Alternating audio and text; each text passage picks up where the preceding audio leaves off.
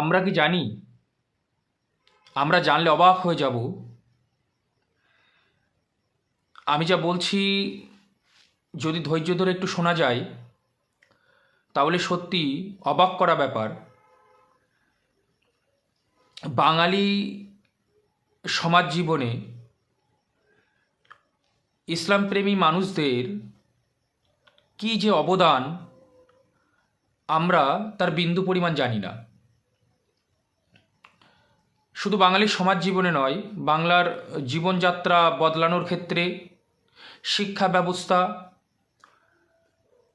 বাঙালির সংস্কার অর্থাৎ কুসংস্কার থেকে দূরীকরণের প্রচেষ্টা, সব কিছুর মধ্যে ইসলামপ্রেমী মানুষদের যে কি অবদান তা আমরা আজ ভুলে গেছি। আমাদেরকে যে ইতিহাস গেলানো হয় তার মধ্যে এর বিন্দু বিসর্গও নেই। কিন্তু প্রকৃত স্কলার যারা যারা এই সব নিয়ে কাজ করেছেন, বাঙালির জীবনে মুসলিমদের অবদান বা ইসলামিক যে মানুষ ছিলেন তাদের কতটা অবদান সে সম্পর্কে আমাদের আর কেউ বলে না। কিন্তু আমার কাজ হচ্ছে প্রকৃত সত্যকে তুলে ধরা।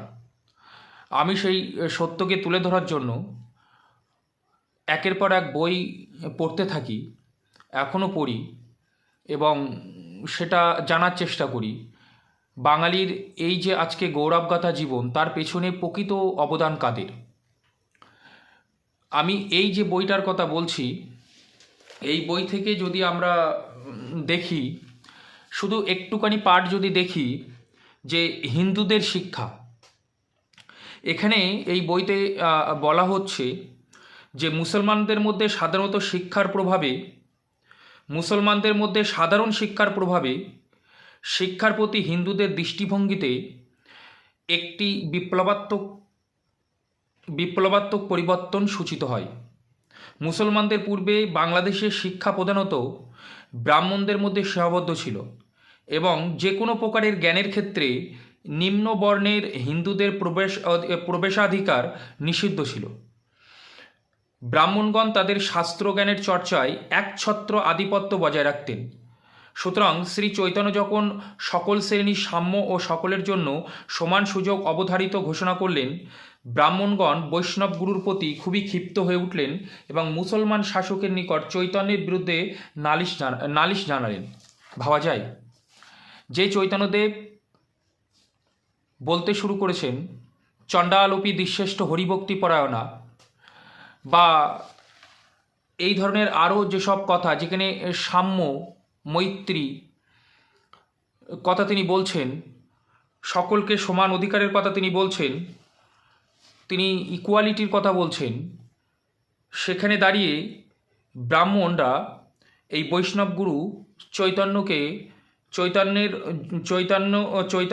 চৈতন্যকে বিরোধিতা করে সেই সময়কার মুসলিম শাসকের কাছে চৈতন্যের বিরুদ্ধে নালিশ জানাচ্ছেন। আশ্চর্য ব্যাপার, তারা কি বলছেন সেই শাসকের কাছে চৈতন্যের বিরুদ্ধে?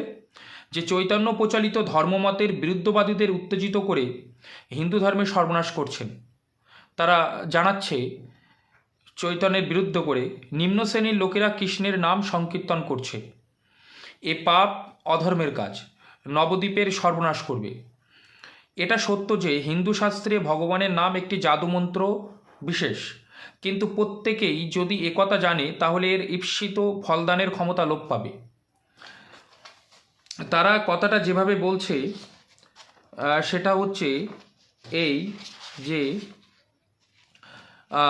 চৈতন্য চরিতামৃতের 125 পাতায় উল্লেখ আছে, হিন্দু ধর্ম নষ্ট কইল পাষণ্ড সঞ্চারী, কৃষ্ণের কীর্তন করে নিচ বারবার, এই পাপে নবদ্বীপ হইবে উজার, হিন্দু শাস্ত্রে ঈশ্বর নামে জাদুমন্ত্র জানি, সর্বলোকে শুনিলে মন্ত্রের বীর্য হয় হানি। তারপরে কি হচ্ছে না, মুসলমান শাসক প্রবর্তিত হওয়ার দরুন সুবিধাভোগী হিন্দুদের কবল থেকে বুদ্ধিবৃত্তি বিকাশের পথ উন্মুক্ত হয়। মুসলমান শাসকাধীনে অব্রাহ্মণদের পক্ষে শিক্ষা গ্রহণ, ব্রাহ্মণদের অসন্তুষ্টি উৎপাদনের আর কোনো ভয় ছিল না। কেননা এই শাসন ব্যবস্থা মুসলমান অমুসলমান উচ্চ নিচ সর্বশ্রেণীর লোকের নিকট পার্থিব আধ্যাত্মিক ও বুদ্ধিভিত্তিক অগ্রগতির জন্য সমান সুযোগ এনে দেয়। এভাবে মুসলমান আমলে হিন্দু সমাজেও অন্তজ শ্রেণীর মধ্যেও শিক্ষার প্রসার হয় এবং বঞ্চিত অবহেলিত লোকেরা বিদ্যা অর্জন করে জীবন উন্নতি করার সমান সুযোগ পায়।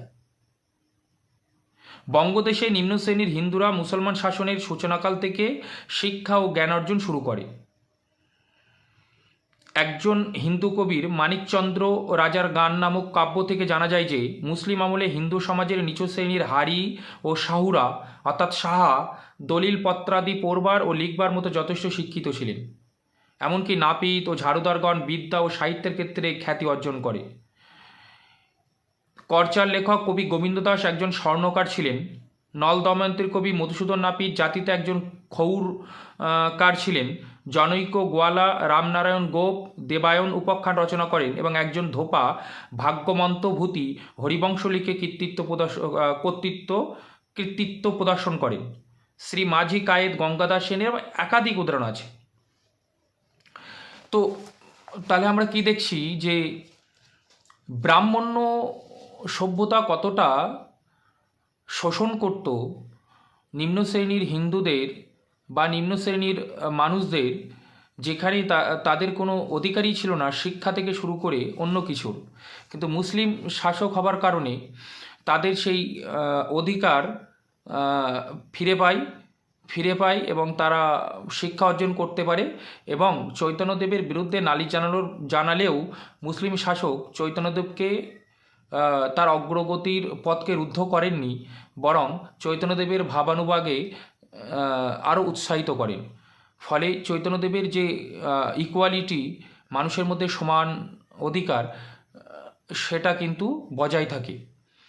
এই নিয়ে অনেক কথা আছে এবং সত্যি যে আমাদের যে ইতিহাস আমরা পড়ি বা পড়ানো হয়, প্রকৃত স্কলার ছাড়া, প্রকৃত শিক্ষিত মানুষ ছাড়া বুঝতেই পারবে না বা জানতেই পারে না যে বাঙালি সমাজ জীবনে বাঙালির গৌরবগাথা জীবনের অগ্রে কাদের ভূমিকা বেশি, কারা চেয়েছিল যে মানুষে ভেদাভেদ নয়, মানুষের কোনো জাত নিচু উঁচু এরকম হয় না, সবাই সমান, সকলেই সমান অধিকার সকলের, বিশেষ করে শিক্ষাক্ষেত্রে এবং সামাজিক ন্যায় প্রতিষ্ঠার ক্ষেত্রে এবং সমাজের চলার ক্ষেত্রে।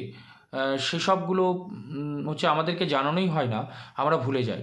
তাই আমার এই যে পেজ, এই পেজে বাংলা ভাষা ও ইসলাম, এই পেজের মধ্যে দিয়ে আমি শুধু বাংলা ভাষার মধ্যে ইসলামের প্রভাব কতটা নয়, বাঙালি জাতি, বাঙালি সমাজ জীবন, বাঙালি খাদ্যাভ্যাস থেকে শুরু করে বাঙালির ব্যবসা বাণিজ্য সকল কিছুর মধ্যে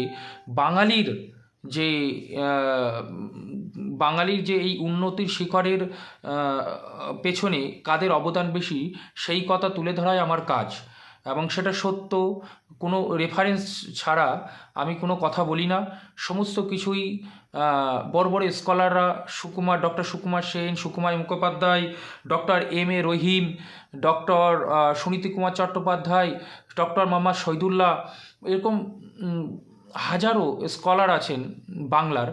যেহেতু আমি বাংলার ছাত্র, তো বাংলার সমাজ জীবনে, হাজার বছরের বাংলার সমাজ জীবনের ইতিহাসে এবং কিভাবে ইসলামীয় প্রভাব কতটা বিস্তার লাভ করেছিল এবং বাঙালি জীবন সাহিত্যে ইসলামের প্রভাবের ফলে কতটা উন্নতি সাধন হয়েছিল, তার কথা তুলে ধরাই আমার কাজ এবং সেটাই আমার কাজ।